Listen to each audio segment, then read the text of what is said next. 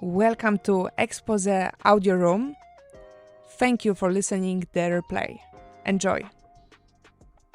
We are warming up the stage, giving extra 30 seconds for others to join. Hi, Mike. Thank you, Mike, for joining. In today's Expose live event, we are going to talk about the supernatural or universal mind and how everyone has the power to access it, access your genius, and access the universal mind. But more of it and how to do it, we'll hear from Dr. John Burton. And who is Dr. John? So, ladies and gentlemen, Dr. John Burton brings over 42 years of experience with over 40,000 hours of consulting. Yes, 40,000, 40,000. And everybody's wondering how many years has Dr. John, but we'll get to that. He also holds a doctorate in human development consulting from Peabody College. And he's also trained as a clinical hypnotherapist, a Reiki master. Dr. Burton specializes in healing trauma, anxiety, and personal growth. He's also the author of 5 books and leads workshops on blending psychology with spiritual practicing for healing and development. That's just a little bit about Dr. John. How are you? What would you add to this intro? Well, thank you very much first for having me on, Anastasia. It's a joy and a pleasure to be here. The only other thing is that I'm a master practitioner of neuro-linguistic programming, NLP for short. And otherwise, I think it does a good description. Okay, I took a note of that. Also, Eric, thank you for joining us live. There will be an option in the middle of our interview for your questions, your feedbacks. It's all welcome. And also, please feel invited to click that 3 dots at the top and click share the event so others can join us live and just have the possibility to be in this space with Dr. John. So my first question for you is how would you define being a genius, and what does it mean, and does Sure. everyone has a genius in them, and how do you know Exactly. you have it? Yep, very good. So I think genius sometimes has some misrepresentations or some misconceptions. And truly, we are each a genius in our own way. Everybody has unique genius about them.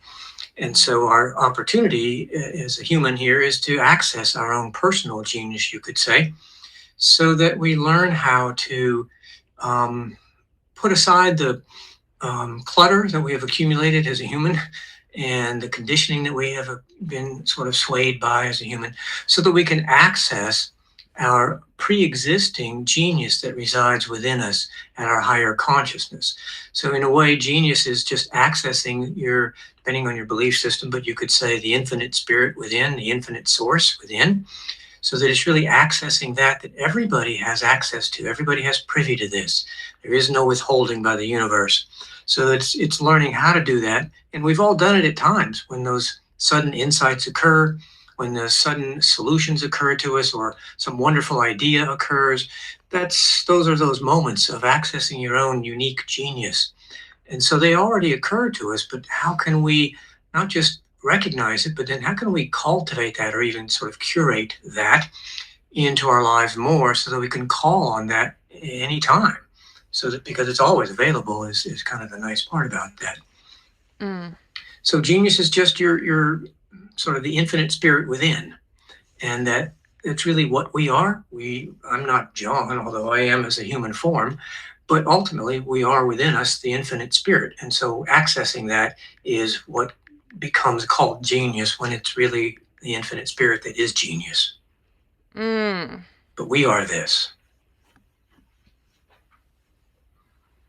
And Could you share a little more about how it happens that we lose that consciousness somewhere on the way? Yes, yes. For a lot of people, it starts early. It starts with conditioning, programming, as some might call it, early in life. A lot of shoulds and supposed tos, ought to be's, and it creates an external focus instead of an internal focus. We start comparing ourselves to others, and did we come up short or did we excel beyond them? But every time we go external in our comparisons, we limit our access to our genius because it's exclusively an internal presence. So that early on in life, we're conditioned in ways and programmed in ways. We should be this way. We didn't talk soon enough. We don't walk fast enough. We don't make good enough grades or whatever it may be, when we all have our own genius. The systems, many systems, school systems in particular, don't cater to unique genius. They try to force fit the individual into the system. And that deprives us of accessing it and utilizing it. And then when a person does, they're kind of scrutinized in some ways by the system and in some ways judged. And then the person might react to the judgment they're receiving about using their genius. And so then they start hiding it or afraid of it almost because of scrutiny and judgment from others. So a lot of times programming, conditioning, and systems that want compliance get in the way of accessing our genius. And it can start, well, before we're a year old because of society.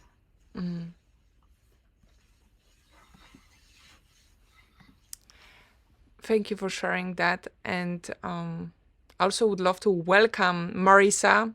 Marisa is one of the 88 Expose speakers who share her story in those documentary series. Oh, that's great. And there's definitely genius in Marisa as well. But let's I'll add one more thing, if I may. Yes.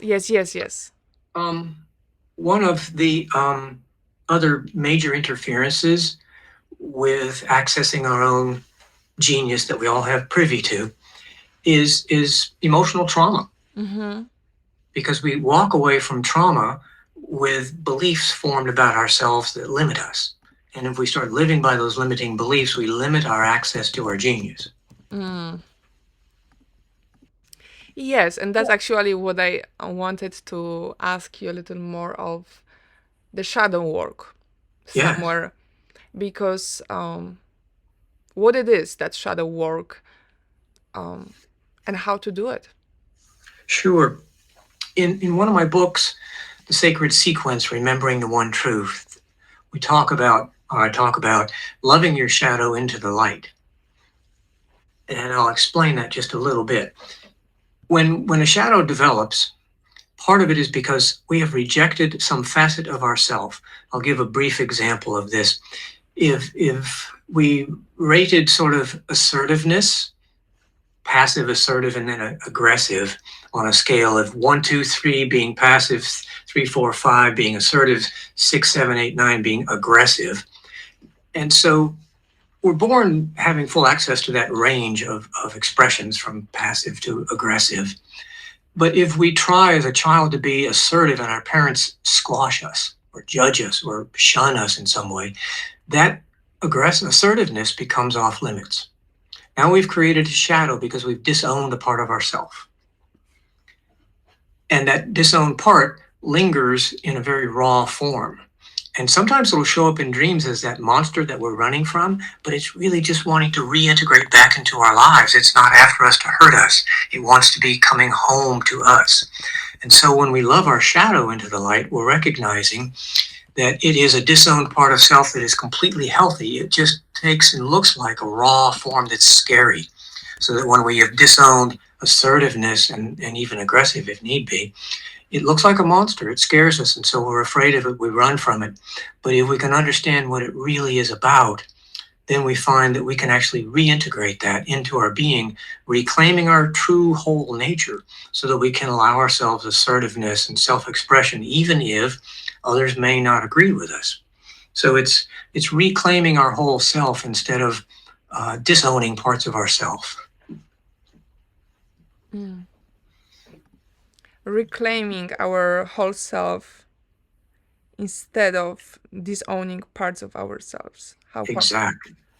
This is a lot to take in. This is a lot to take in. So, for example, let's say a child was growing up and they had really, really hypercritical parents.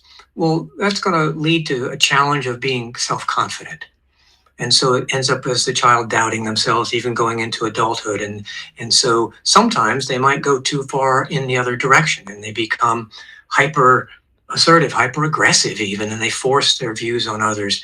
But that's still a shadow in itself because they haven't learned the softer side, the flexible side, the feminine side. And so if a person grows up with a hypercritical parent and they disown confidence, then they've got this shadow in there that scares them. And then they've also noticed that when they come across a confident person, they judge them. They are actually sort of afraid of the confident person because that person is exhibiting what they've disowned in themselves. And we're going to talk about the solution, the process of how can we accept those parts which belong to us, but we resist to see them. But first, I would like to say hello to Steven. Steve, thank you for joining. Nambaale, thank you. I hope I pronounce your name.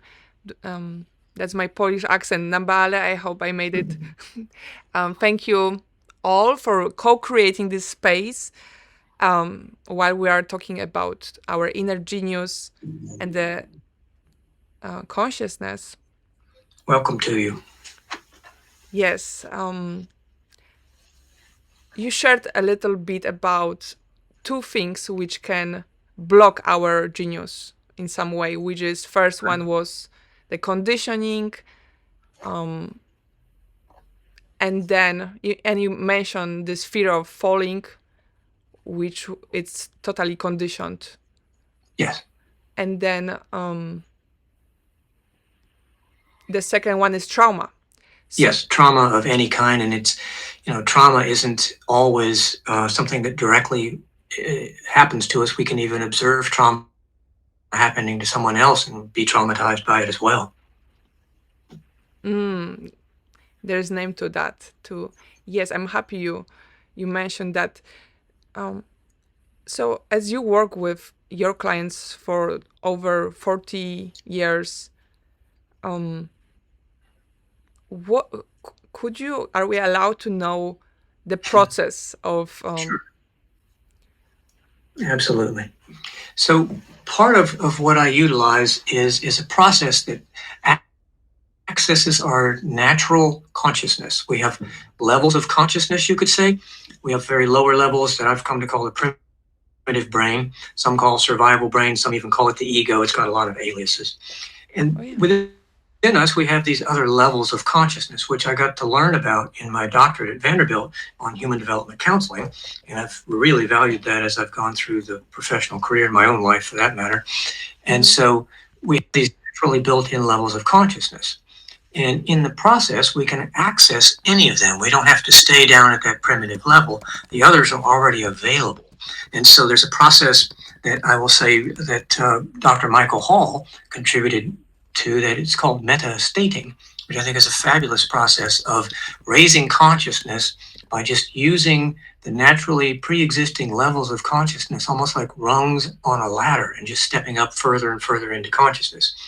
Now, what happens in the process of going up higher in consciousness is, and this is what I've noticed in using this, is that there's this key piece that changes everything, and it's called personalizing. At lower levels of consciousness, we think everything and anything is about us. It's not that we're egotistical, it's the reasoning, the flawed reasoning of the brain. So we take things personally. If somebody reacts adversely or somebody rejects us, we take it personally. And so as a result, we start limiting ourselves and becoming kind of constricted. But when we raise our consciousness and go higher and higher, there's a point at which we gain freedom from taking anything personally, because truly nothing is personal. It feels like it sometimes to the lower level of our functioning or consciousness. But most importantly, nothing is personal. So that when we raise our consciousness beyond a certain point, we gain freedom from that personalizing element. Then we're more in tune with our original self. So in that process of gaining the access to our true self, we can view events in our past free from personalizing, so that we can view somebody's behavior toward us and know that, well, God, that wasn't about me. That was their unresolved issues or their wounds on display. Everybody's words and actions reveals them, but says nothing about you. Mm. And so we can use that consciousness as a means of giving new perspectives, new meaning to old events, which is why sometimes we have these memories and I just can't shake this memory. I keep thinking back to this event that was so awful. It just keeps haunting me and following me, and I think about it a lot. The reason it follows is because it's waiting for a new point of view to be applied to it from that higher consciousness. Then the meaning of the event changes, the belief about ourself changes, and we're more free. Mm. That all makes sense? Well, not really. Thank you. Thank you for honesty. So, what we're really working with is raising consciousness. Mhm. Well, And the higher you go in yeah. consciousness, the more you're able to see things from a very, very objective place. And in the process of seeing them from an objective place, we no longer put limiting beliefs on ourselves. Mm. That make more sense? Yes. Well, I was, just jokingly saying how much do we really know, like what knowing means, and like, just because there are so many layers of really knowing Oh, and yes. and doing different when we know better. Mm. But on some level, I think it's so. Why do we do? Why do we take things personally? Like it feels like that's a survival thing when we are Yes. children, but then the cognitive structures in the brain are developed at the age of 11 and 12, like Piaget talks about it. But for some reason, we stay, many of us, we stay in the place of it's just me? Oh, where is that coming Yeah.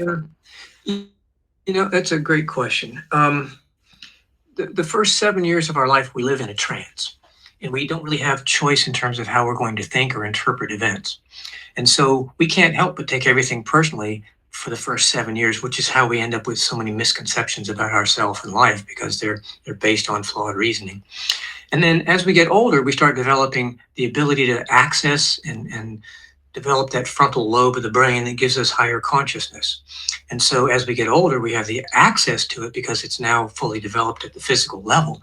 But if we've got trauma, then we tend to stay more in that survival brain mode where everything is viewed from a place of, is it a threat? Is it a danger or not? It's very survival based. And so if there's a lot of trauma or a lot of conditioning and judgment that went on, then we tend to get sort of stuck in that survival brain perspective and the belief system there. So that's part of what we do in counseling, is help a person access higher consciousness so they can review not just themselves, but their beliefs, most importantly, because the belief we carry away from a trauma is what has the power over our life. Mm. Mm. The belief. And what does create the narrative? Why do we choose certain narratives over others? Good question. So, when we're in the midst of a trauma or experiencing a trauma, the survival brain activates, and it's the least able part to understand what's happening because it looks at everything from, how is this about me? And what does it say about me? And so it's making the interpretation of the trauma from the least equipped part of ourselves. And then it operates from that belief system, because the belief we form is the power. And for all of us, no matter what the belief may be, we operate from beliefs. And those beliefs dictate emotions, choices, and all kinds of decision making. And so we get kind of stuck in that ego space, as you might call it, in response to trauma, and we don't realize there's another way. Mm. And could you speak to the release of trauma from our body, and is there Yes.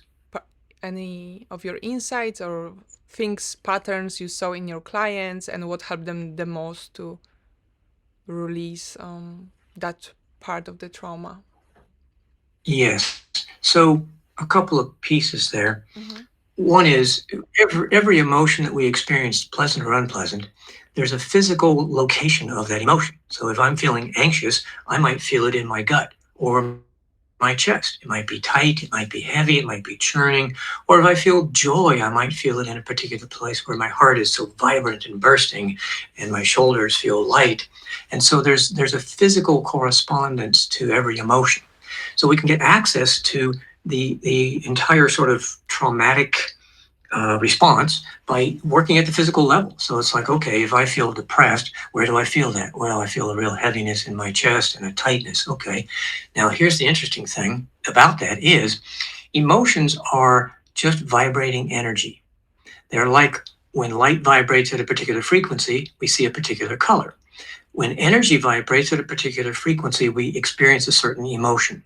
So the unpleasant emotions vibrate at a lower level. The more pleasant emotions vibrate at a much higher frequency.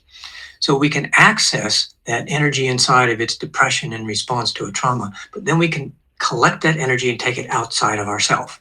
So that we actually remove the energy and let it float out in front of us, taking a visual image. So it might look like a black blob, it might look like something very abstract. But what happens is, in that place, the structure of consciousness is available.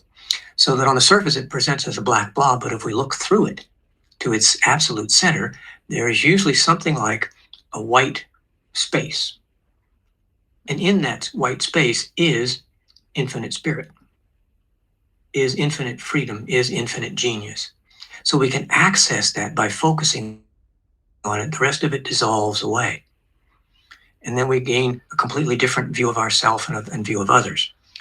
And so we can utilize the visual imagery as a means of working with the natural structure of consciousness to reclaim our original self. Makes sense? So what I understood, if we've been through trauma, it has some frequency energy, and it can be visualized by some image, and by Yep. visualizing it, we can deconstruct it, and in some way, by what? By paying attention, by breath, by...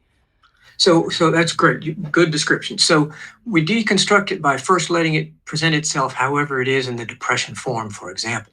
But we also know that there's layers to it, just like we have layers of consciousness in us currently. That too has layers of consciousness. So we can look through it almost like with X-ray eyes, looking to the center of that visual image, no matter how tiny it may be, is the actual original consciousness that is complete, full, and free. And so we can see it. And then once we see it, we tune into the energy of it and we notice exclusively that energy. And as we do, the rest of it dissolves. It just does without trying to make it dissolve. And all we have now is the original. And then we can bring that back into ourself where the depression had been felt. And we have reclaimed our original. And as you were speaking this, saying this, I had this picture of, that book, The Man Who Looks for Meaning, by Frank. Oh, yes. Victor Frank? Frank. Yeah. Yes. And he was in that campus Holocaust. Concentration camp. Yes. Mhm. Yes. And what did he said? He had said something similar around that that they never took away his will to decide. That's right. Yep. He kept his will the whole time. And he realized that we have this classic notion of stimulus and response, but he realized that right between stimulus and response is a space of absolute pure potential and nothing, and yet everything in a Buddhist kind of way, where between stimulus and response is all existing potentials. So that we restore choice right there. We don't have to do a reflex response, but we can sit in that place between stimulus and response and restore choice. how empowering that realization can be for someone who's been through trauma. Yes. Yes, they feel like they've lost choice because they're stuck in that sort of survival brain. But yes, my gosh, to restore choice is one of the biggest, most powerful things we can ever do. It's really how revolutions all begin, whether it's social, cultural, or personal. The awareness of choice starts change. And here we can take some just checking out if we are all breathing. Are we breathing? Yes, yes, absolutely. We didn't get too high. No. On all the super consciousness stuff. And I wanted to welcome Chris. Thank you, Chris, for joining. Thank you all for being here. Stephen, Eric, Marisa, we appreciate you all for co-creating this space. We are also recording this for others to access this recording later, because there's so many golden nuggets Dr. John has been sharing for the last 28 minutes. And okay, Stephen is raising his hand. You know what? We are going. Go ahead, John. Dr. John, you wanted to say something? No? Oh, just curious to hear, Stephen. So what a wonderful conversation. And I've had my own experience with, maybe connecting to this universal consciousness. And it did come a time after, a traumatic event or a loop where choice came to, I actually chose to feel and to be different, and it had a physical impact on me. My question to you, John, so did this realization come to you from observation of your clients, of the people that you were working with? Did you have any personal experience with this? It's one of these things that you see in different religions, and it has some real merit to what we're talking about here. And my question is what brought you on this path of understanding? Yeah, thank you. I think in some ways mysticism is a good description of kind of what we're describing here, whether it's Eastern mystics or Christian mystics, is that place of consciousness. So it was a mixture for me anyway, a mixture of my own desire to understand and access it and benefit from it, of course. And so part of it was my own personal journey of going through stages, I guess you could say, and having some good teachers and reading some wonderful books and then just practicing. And then the other part is I got to see it, observe it in clients, because I'm a student teacher both at the same time through all these decades of work. And I've been the benefactor of being able to watch and observe what kind of principles are on display as people go through their consciousness. And as a result, that's kind of what has helped form and shape my own work with clients, is noticing all the principles. So it's a mixture of observing and my own personal experience ultimately. Thank you so much for that. And if it's okay to throw one more question in, so after my experience, I realized that our beliefs, the beliefs that we carry, can have a huge impact on our human experience. And so I turned to hypnotherapy I was looking for a modality or a tool where I could help people, become more empowered or more intentional with how they manage their beliefs and maybe some of these beliefs that they may be carrying that they don't even realize. And my question to you is, with the work that you've done in hypnotherapy and allowing people to to enter that trance state and to come back and relate some of the stories or some realizations to you, what are some of the things that you've noticed about that work, and maybe some of the themes that have come back from people that have released that critical factor and actually gone into trance, but then also come back with, maybe is there a story that you've heard or something like that seems to be interesting as you do this work? Yeah, thank you, Stephen. Hypnotherapy is so much really about accessing a higher consciousness. Ultimately, it's really about consciousness work. And one of the themes that I think is really valuable in hypnotherapy, or just therapy in general, is that a person comes in with a rather small view of things, and when you can help them get to a bigger picture, they have greater awareness, because suddenly they find things that contradict beliefs they were holding. It's like, oh, well, look at what I did over here. Well, that's not somebody that's dumb. Look what I did over here. Well, that's actually pretty darn smart. Well, look at that. I'm more able. And so the bigger the picture, instead of the prejudice of a belief, because every belief includes, but it also excludes. And so when we can recognize that every belief in a way is limiting, but when we can sort of then find evidence that counteracts limiting beliefs that are negative, then we can like, oh gosh, look at that big picture. Look what I found in there about me that I didn't realize, I'd forgotten, or I didn't know was true. So that through the hypnosis, a bigger picture is one of the key pieces I think that people get out of that. And then the other is I still believe that the biggest piece they make is that nothing is about them. And they thought everything was because they were operating from the trauma brain. For example, if I show 10 people the shirt I'm wearing, 3 might say, oh, that's all right. 3 might say, I really hate the hell out of that. And 3 or 4 might say, oh, I love that shirt. Where'd you get it? I got to have it. Nobody actually commented about the shirt. They commented about themselves and their own preferences and beliefs and taste. Hmm. And so no matter how hard somebody tries to make something personal, it can't. It isn't. It's not possible. And so when we can release that through hypnosis or any kind of consciousness work, we've liberated ourselves, and we can actually access an interesting consciousness that is beyond beliefs, where there are no beliefs existing at all in that level of consciousness. We just are. And that's a really lovely place to access of just pure being state. So that then it's like, well, I'm everything actually. I'm not any one thing. I'm not any 12 things. I'm everything, because that's what we really are. And so then it gives us absolute freedom to choose and to apply ourselves and adjust ourselves to reach our goals, so that we actually do find that we are fully able. And that's what you might call the genius state. Does that answer your question? I love it. And if it's okay, I wanted to ask one more question. And it's this idea that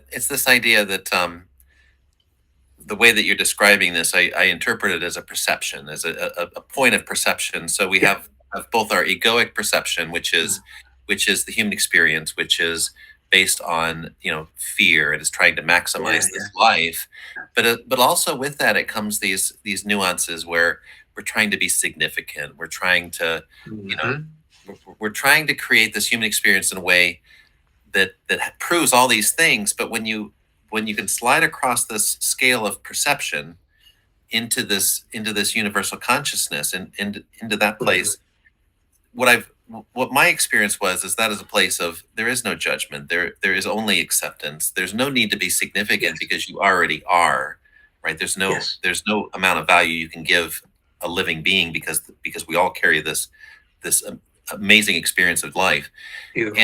And from that shift of perception, it's like there's no right nor wrong. It's like it's okay to live in the egoic state, but there's also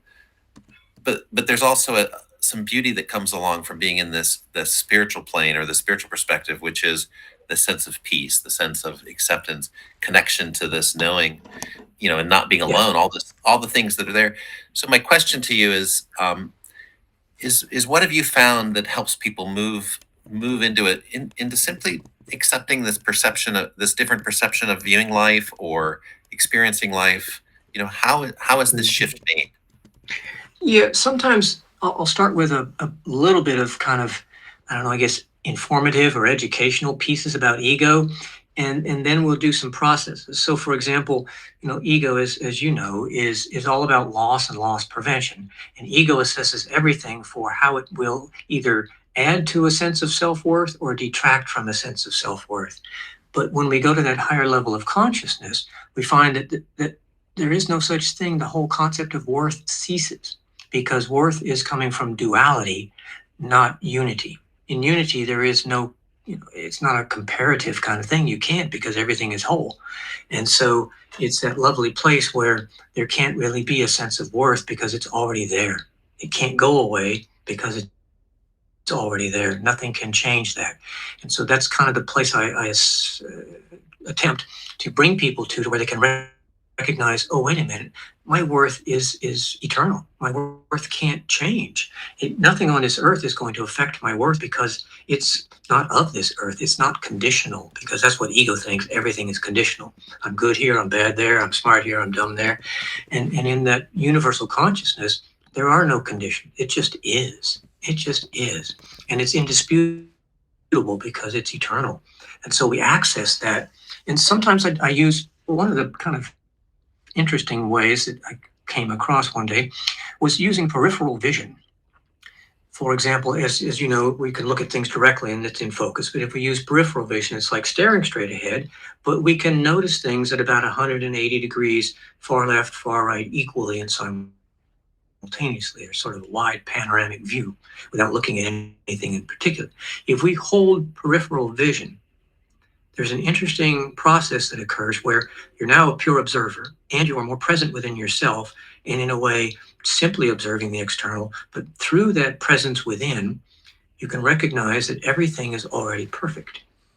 Everything has its own independent energy on this earth and is operating independently. I don't need to manage that. That's not mine. It's already operating fully and completely under its own control. And so in that place of just pure observer through peripheral vision, we get this ability to just be. There aren't any conditions. It's just being. And in that place, there aren't any beliefs. There's just being. And so it's this lovely, simple way of accessing the state of pure beingness. And also, interestingly, in peripheral vision, there are no thoughts, which is really interesting. I don't know any way to get a blank mind other than that. And so in peripheral vision, we get a thoughtless mind in a good way, where it's just a pure state of being. No specifics, just everything is. And it reminds us of wow, well, why would I put a label on stuff? They don't need a label. And so we access that state of pure being. And there's a freedom with that, of course. And so that's one of the kind of easy ways I ask people to practice regularly, so they remember that, oh, wait a minute, I don't want to fall for the illusion of duality here. Everything is actually perfect already.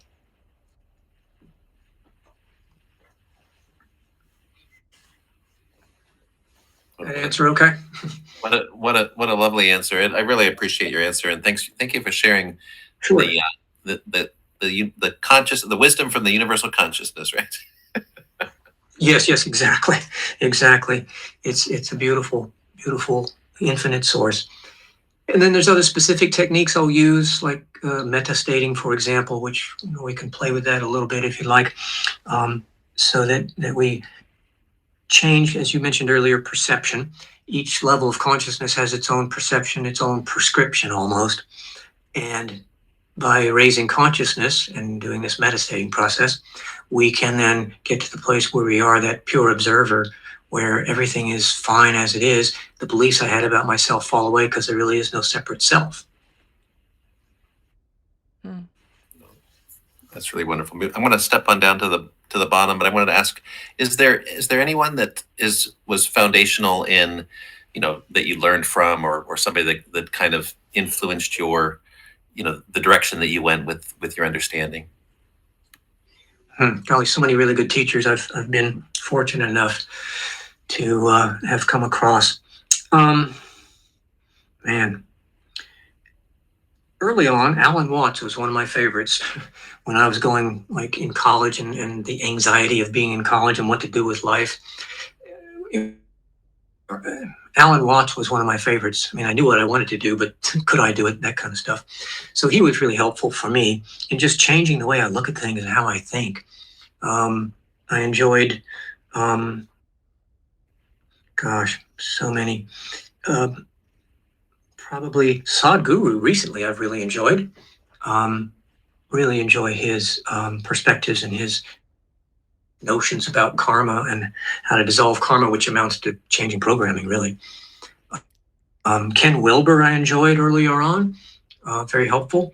Some of the teachers I've had, my doctorate at Vanderbilt in human development counseling was really, really helpful in just stirring lots of unknowns to explore and to recognize that there is an infinite to step into, as opposed to some finite that seemed to have been the primary focus of many schools and courses, is they kind of give you the answer and you have to remember it.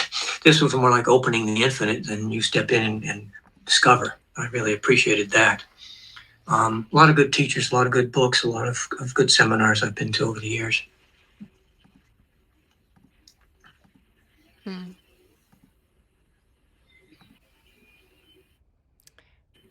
Well, thank you, John, Dr. John, and Stephen, for Oh, yeah. all those questions, which relief for me, because actually I wanted to ask if you the last one I wanted to ask, so now I don't have to anymore.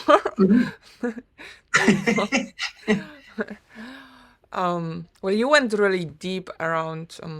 You mentioned the peripheral vision, which I Google, as English is my second language. So peripheral vision refers to what you can see to each side, Yes. or up and down without moving your head, or everything that you can see that isn't in your central vision. Yeah, perfect. And I'm wondering, nowadays there's this new therapy, and it involves covering one eye at the time. And there is a lot of research has to be done around that. But what I found doing my own therapy with it, and I'm curious about your insight, is that the left brain, left hemisphere, is more connected with the transcendental mind, and it has different structure, and I get different insights when I cover my right eye and I have the left open than when I cover my left eye and I keep my right eye open. And I see, well, this is a new therapy method, and I'm in the process of researching and experimenting on myself now before it will be approved. Through the psychological associations, federals. But yeah, I mean, how does it sound to you? Can I be really significant part of releasing some of the trauma, and how one left brain or one side can remember things different, access it differently than the other side? Sure, they certainly process information or events differently. And I think that has some merit for at least loosening some of the beliefs, maybe transforming them. I'm not quite sure. I don't know that much about it, but I could see where we do process things differently in the different hemispheres. And then, as I say, that could loosen some beliefs that have been kind of rigid and limiting. Yeah, it's amazing how far we came, like consciously, through the last 20 something centuries. Yes, it's remarkable, and I think it's accelerating in a lot of ways, becoming much more widespread. Not just a few people, but much more widespread. And I so appreciate people empowering themselves with this. What do you wish there would be more conversation on, and what change would you like to see more? Good question. I think somehow conversation about non-duality, about unity, about the pre-existing wholeness, as opposed to getting trapped in a duality that even gets promoted in some ways for self-gain.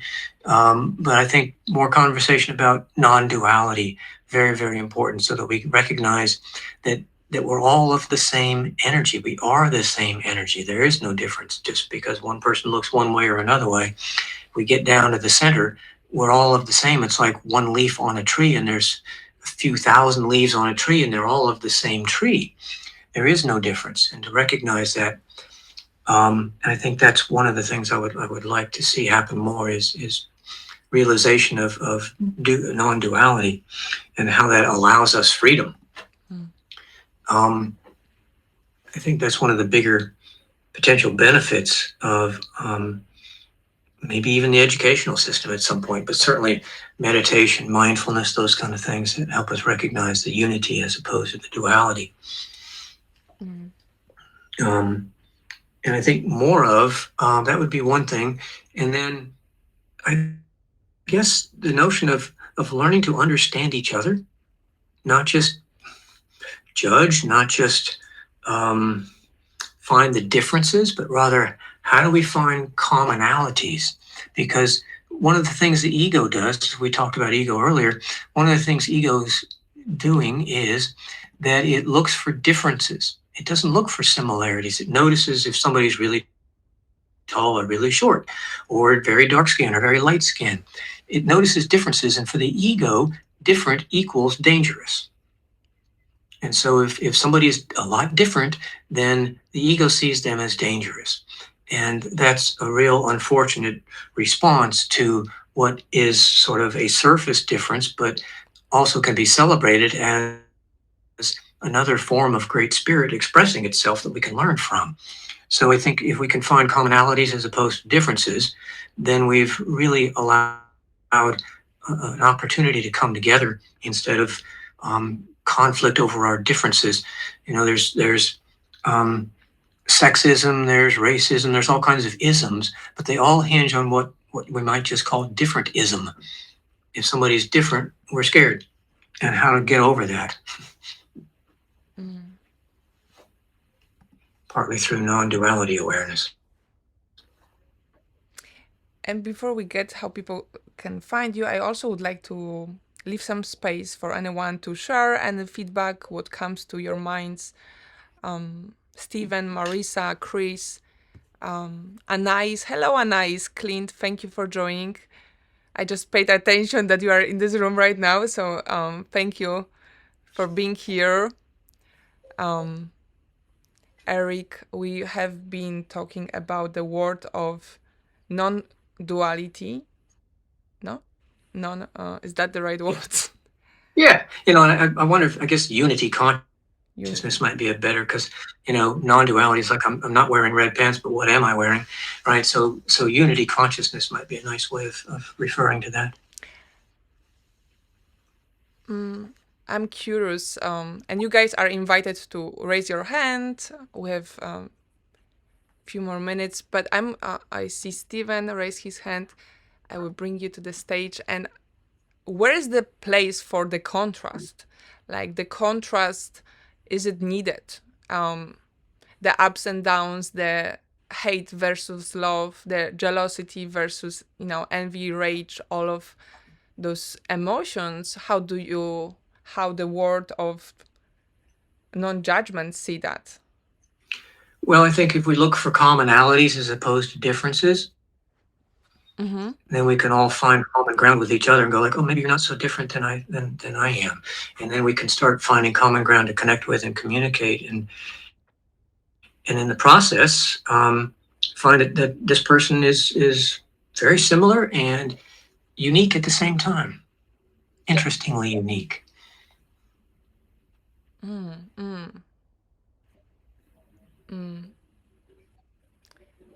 Yes, and there is so much more to it. But I see, Stephen, what would you like to ask, share, and then Anais?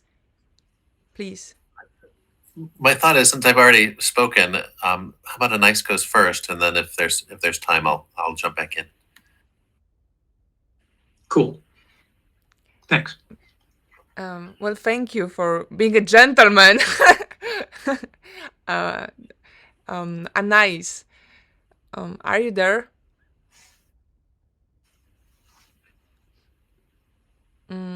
Maybe there are some technical difficulties. We can start with you, Stephen, and meanwhile. I noticed that she wasn't unmuted, so maybe that's the. Okay. So you could try to unmute. Yeah. And while she's doing that, maybe I could just ask my question. My question kind of came back to this concept of duality, and if we come from a space of unity consciousness and a collective experience, then what's strange is we actually must choose to come back and to experience this life of duality, this life of material form. And so there must be immense value in the duality. And so my question would be is, what do you think we're here to experience? What do you think we're here to learn, or what is this about? Great. What's the benefit of duality? Great question. My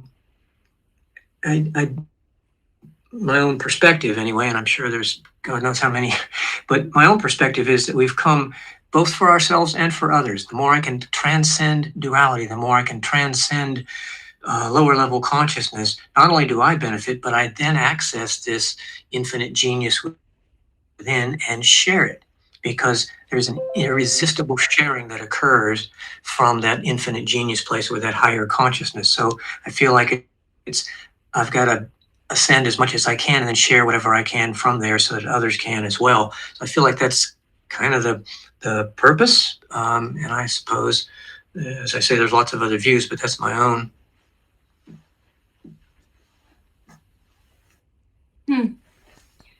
I'm unmuted. This is Anais. Is it all right for me to speak? Yes. It's interesting to come in at the tail end of this. And John, thank you for your observations, and Stephen for your comments that I've heard so far. Surely.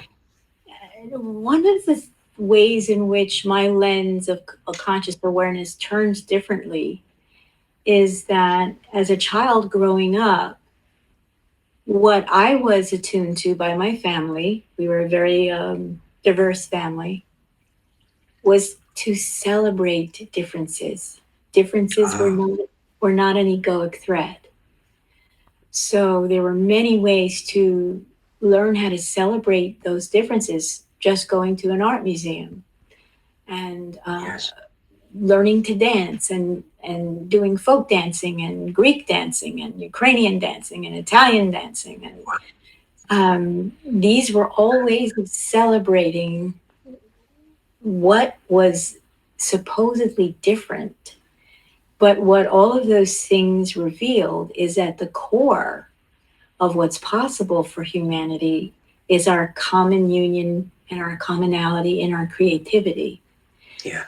And I find that creativity is a wonderful antidote to an anxious ego. Absolutely. Absolutely.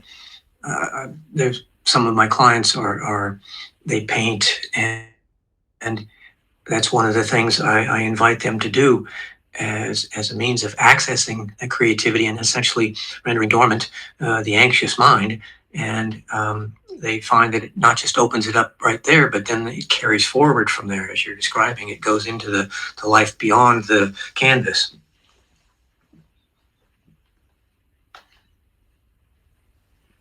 It's very enriching. And I've been fortunate enough to visit many other countries and cultures. Mm. And I've always approached that from not how are these people like me or unlike me, but what is here for me that I've never seen before. Lovely. It's a source of celebration. That's a source of tell me more, show me more. Let me share what I'm experiencing in discovering what you are in the world. Yes. How do they express? How do they celebrate? How interesting and fascinating. Yeah. Yeah. It's pretty sweet. Love it. So is it like a different part of the ego? We have different egos, or where's That's the absence of ego. It's a much higher consciousness and a place of appreciation of differences, knowing that all are enhanced by observing differences and sharing that neutral fascination and appreciation of a difference. And so it's really the absence of an ego and that much higher consciousness where we recognize the versions of ourself in a way. This is not them versus and us. It's really all of us in some ways, and this is another version of self in a way. This is how they do it here, but it's how I do it over here is different. But yet it's all joy, or it's all artwork, or it's all whatever it may be, expressions from the infinite source.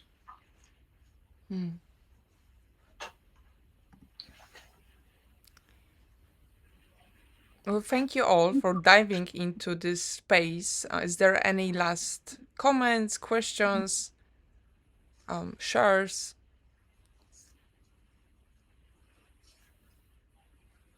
Thank you all. Thank you each for being here. I really appreciated your presence and your great questions and comments. And I wanted to thank you, Anastasia, for creating the space, for the work that you do, and for making this opportunity possible to listen to what Dr. John has shared with us. Wonderful topic. Thank you so much. Yeah, beautiful. And John, so nice to hear you advocating for giving the anxious ego a vacation. Yes, a lot of time off. Thanks, Anastasia. Thank you. Thank you, Anais. Thank you. And I saw we have 4 more minutes. And Marisa, how are you? I'm doing good. You know, I gotta, Mm-hmm. I just want to tell you, John, that, Yes. you know, your story and everything in you coming forward and sharing, it's really powerful, Okay. especially for other male that are going through it, because a lot of times you always hear the women's side. Yes. And a lot of times the gentleman won't come out.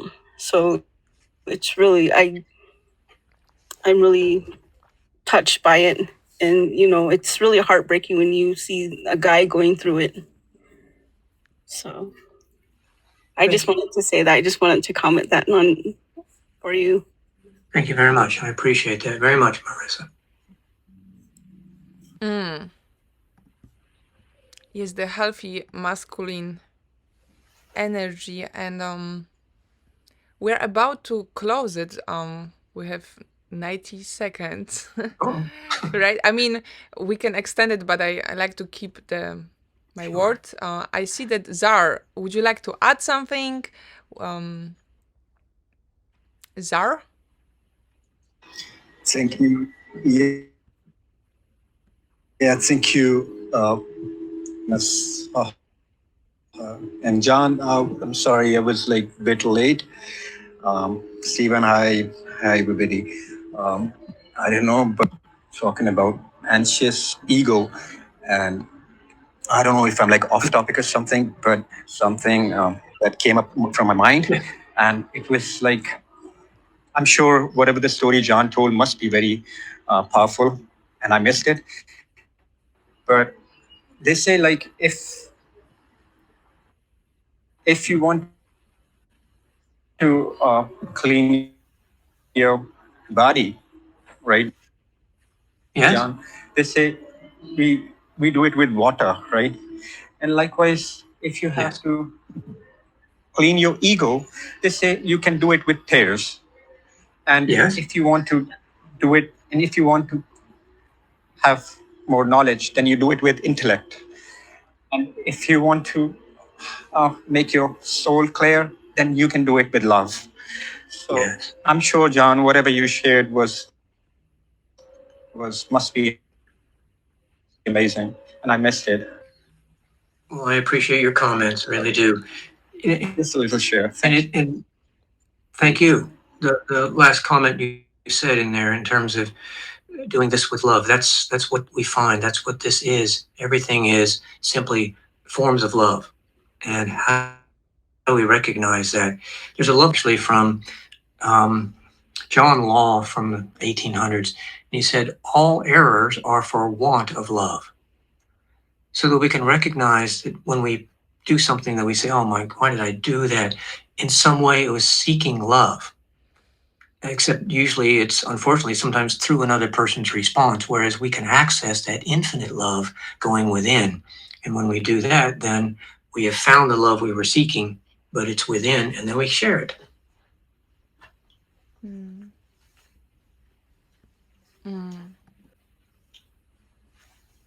I'm not sure, Zara, if you want to respond to that in any way.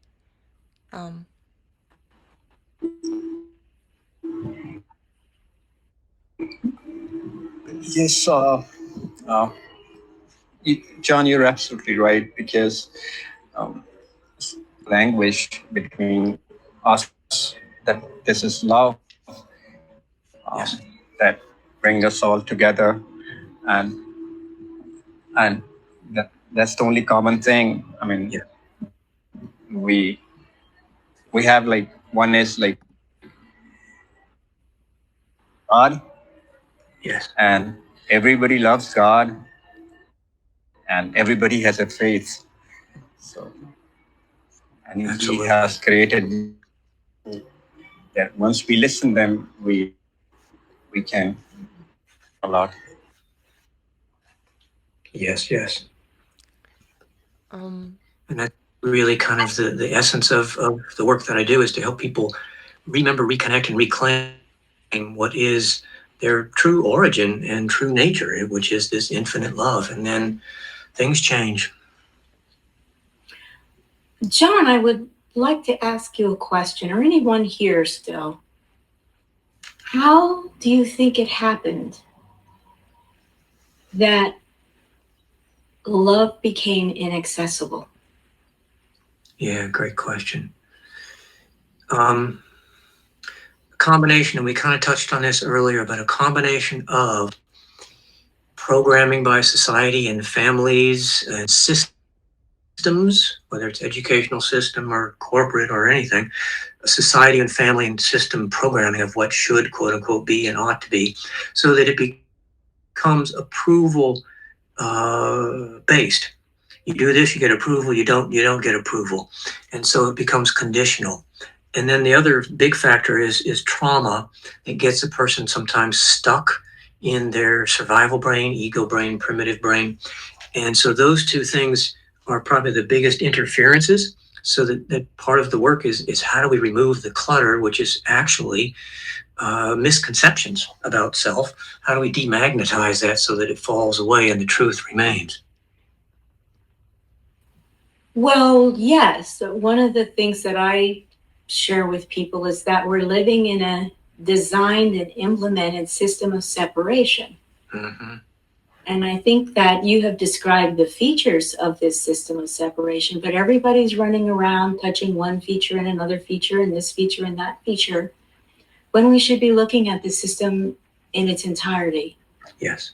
And understanding what it is and how it continues on this planet. One of my goals is that it does not continue. I appreciate that very much.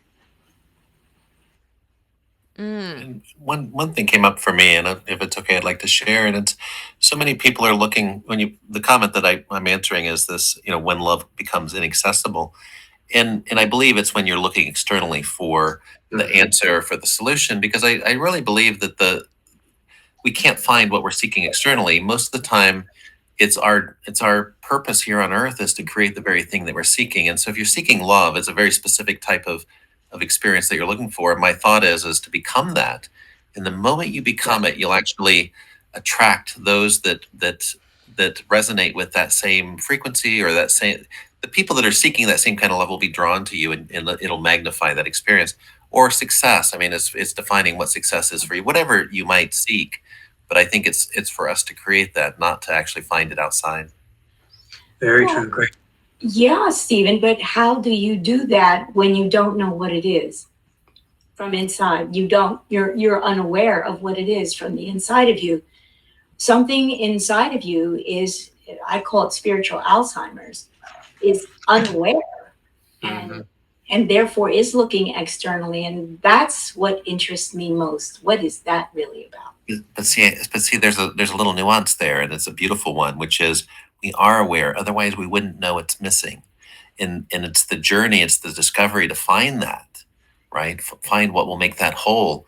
That we should be celebrating, right? It's not looking at it as though it's lack. It's saying I have an awareness that something is missing and could be better. How can I make it better? How can I make it more whole? And to me, I think that's a beautiful experience. So thank you for bringing that awareness up. Absolutely. And I really do feel that as a physical embodiment experience. And I think what John is touching on here is what's the process so that when we have that awareness, it doesn't remain in a state of slumber or in a state of inactivity, because in the system of separation, that's where it's forced to remain. Yep. And that's really the focus of my counseling process, is help people access, dissolve essentially into that infinite love. And to kind of follow up on Stephen's observation, which I really appreciated, is there is that sort of longing that the ego has incessantly. But what it does, the ego, because it's working from the tangible world only, it tries to satisfy that in some tangible external manner, which is actually just the process of the dynamics of addiction. The ego is an addiction machine. And so it says, oh, if I wear this, people like me. If I do this, people like me. If I do this, oh, they don't like me. I'll never do that again. And so it's that incessant longing of the ego that doesn't know where the answer is. And that's where, when we raise consciousness, we find that, oh, my ego can't go abstract, but the rest of me sure can, because it's already there. I love that. I just love that. I love it. That's fabulous. Cool. Well, John, thank you for being so generous and extending.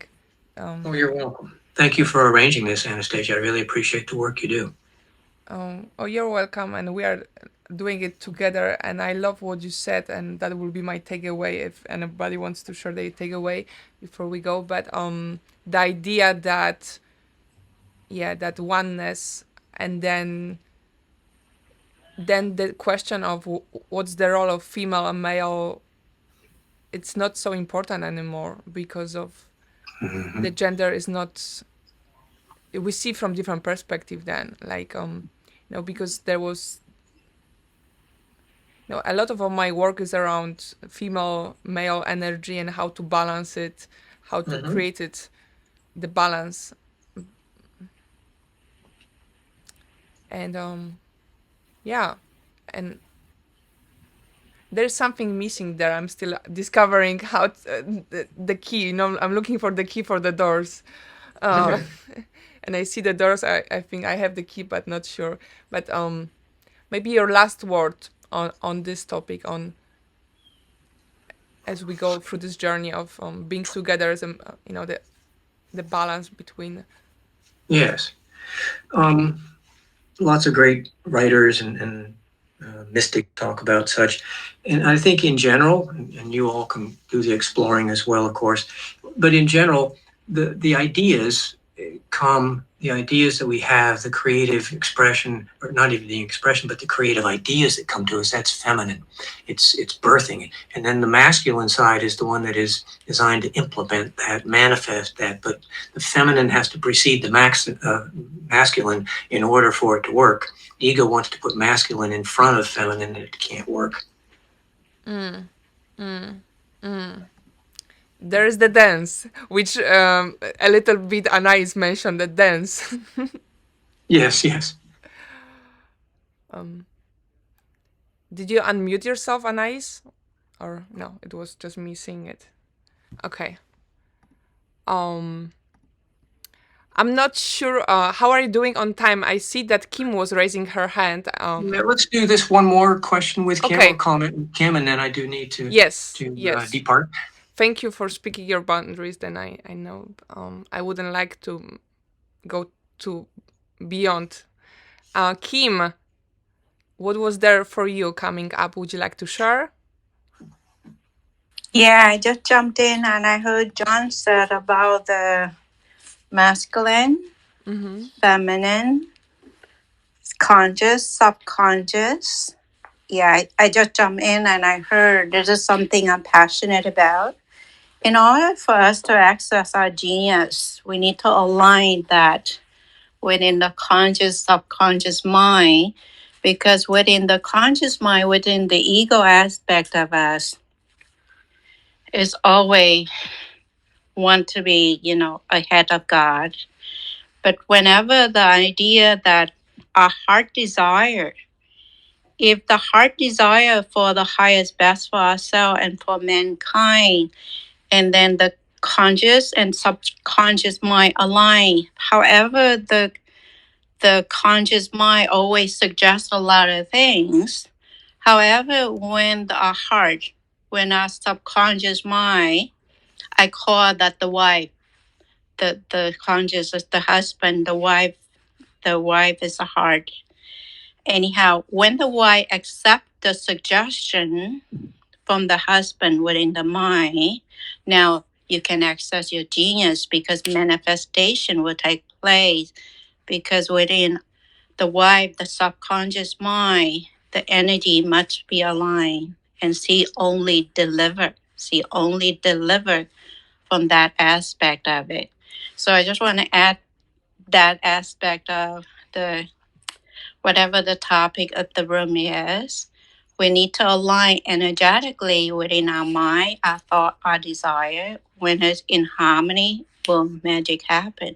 I just want to share that. Thank you. Back to you, Anastasia. Thank you, Kim. Yes, thank you, Kim, for that. That's a beautiful share. Thank you, John. Thank you, You're Zara, welcome. Anais, Stephen, Marisa. Thank you all who joined in the morning, I wanted to say. But yeah, it was morning for me, but for many of you, it could be night, evenings. Thank you, Cyrus. Thank you, Sam, Chris, Eric, for being from the very beginning. Zara, there will be a recording. I'll make sure to message you the whole event and how people can find you, John. Sure. Facebook page, actually, Dr. John J. Burton is one way. Website is drjohnjburton.com. And then feel free to email me, JOHNJBURTON, John J. Burton at bellsouth.net, John J. Burton at bellsouth.net. And I look forward to hearing from any of you that want to talk further. Yes, and if you are still here live, you can click on John icon, those three dots, and message him if you want to connect, to make sure you connect.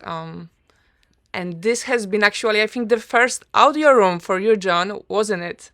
Yes. Oh my God, I feel so, blessed and privileged thank you. and honored because of you have been doing so much work for the last over 42 years, and I'm honored. Thank you very much. To be the first one to interview you on the LinkedIn. Yes. I appreciate it. Yay, my ego, right? Okay. Thank you, everyone, and just sharing. Feel all welcome tomorrow at 1 Pacific and 4 p.m. Eastern Time. It's the premiere of Expose Episode 3,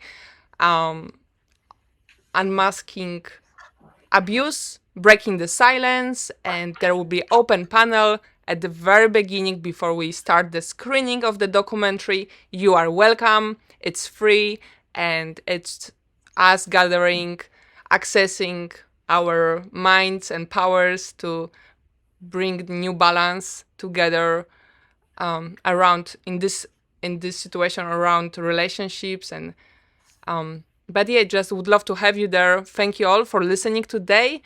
It was Dr. John Burton, and you can find all the links in the comments. I will add some of those links, your website and the Facebook in the comments section. Thank you, everyone. You have a great afternoon. Thank you all for being here. Goodbye. Thank you. Nice to meet you, Anastasia.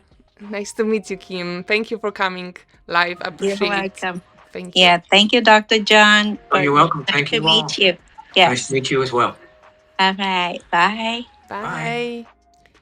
Thank you so much for listening. Please join us on October 3rd at 1 p.m. Pacific Time for the upcoming premiere of the episode 3, Unmasking Abuse, Breaking the Silence. You can find the link in the description below. See you on the October 3rd, where you are going to watch not only the documentary, but also you are going to be able to participate in the open panel with some of the 88 thrivers from the Expose documentary and maybe make your own questions. See you soon. Bye!